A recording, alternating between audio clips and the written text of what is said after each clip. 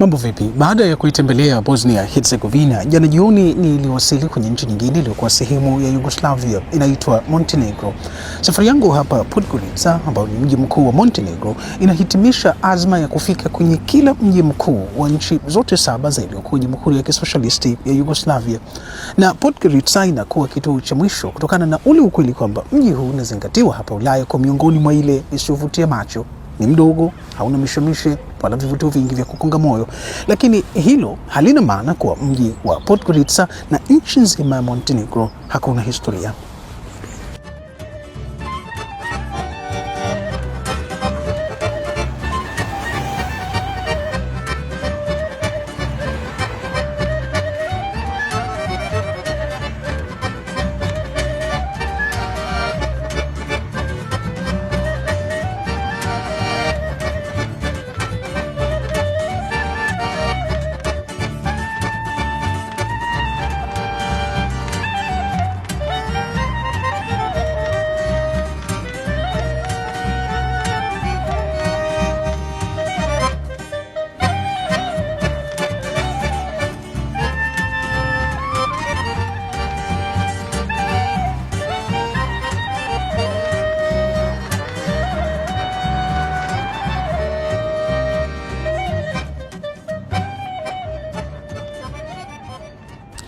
Ikiwa umefuatilia simulizi yangu kuhusu historia ya Yugoslavia, utakumbuka chanzo cha kusambaratika nchi hiyo ilikuwa ni uhasama mkubwa wa ukabila, dini na ile hali ya kukosekana uzani wa maendeleo kati ya nchi washirika mwishoni mwa miaka 1980. Ilipofika mwaka 1992, nchi 4 kati ya 6 zilikuwa zimekwisha jitangazia uhuru. Montenegro lakini haikutaka kujitenga, kwa hivyo ikabakia ndani ya shirikisho la Yugoslavia ikiwa pamoja na Serbia. Hata hivyo mambo hayakuwa rahisi. Ushirika wake na Serbia ulikuwa ni sawa na kujipaka kinyesi. Serbia wakati huo ilikuwa chini ya shinikizo kubwa la kimataifa kutokana na kuhusika na mauaji ya kimbari huko Bosnia Herzegovina, pamoja na hatua zake za kijeshi ilizozichukua kuzuia kujitenga kwa jimbo lake la Kosovo. Vikwazo vya kiuchumi vilifanya hali ya maisha kuwa ngumu sana ndani ya Serbia na hapa Montenegro. Maji yalipoziliunga, watawala hapa Podgorica wakaitisha kura ya maoni kuitupa mkono Serbia, na mwaka 2006 Montenegro ikawa nchi huru.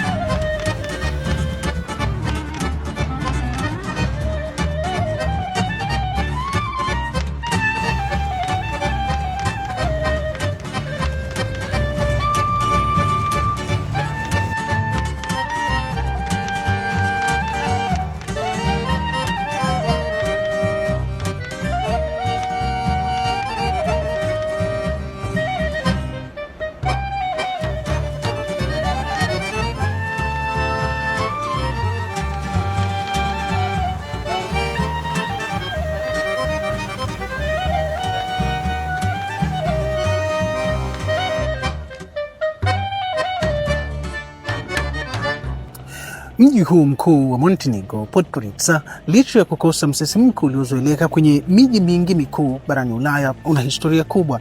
Kumbukumbu zinaonyesha binadamu walikuwa wakiishi eneo hili tangu zama za mwisho za mawe. Mabaki ya mafuvu na mifupa iliyogundulika hapa imethibitisha watu waliendelea kubakia kwenye ardhi hii na zama za chuma na hata wakati wa tawala kongwe za milki ya Roma na himaya ya Ottoman.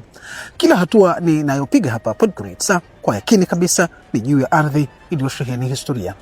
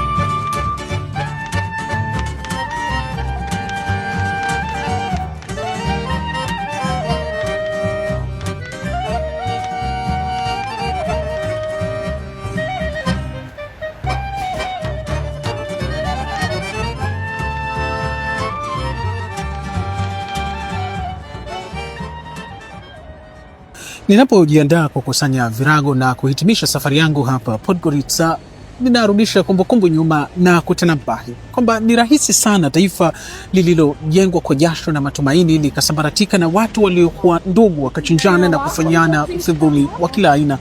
Niliyoyaona na kuyasikia tangu Ljubljana, Skopje, Pristina, Zagreb, Belgrade, Sarajevo na hapa Podgorica yanasadifu ile methali ya Kiswahili ya mhini na mhiniwa njia yao ni moja. Kwa maana kwenye kanda hii ya Balkan wote wameonja shubiri ya uhasama, waliochochea na walioupinga.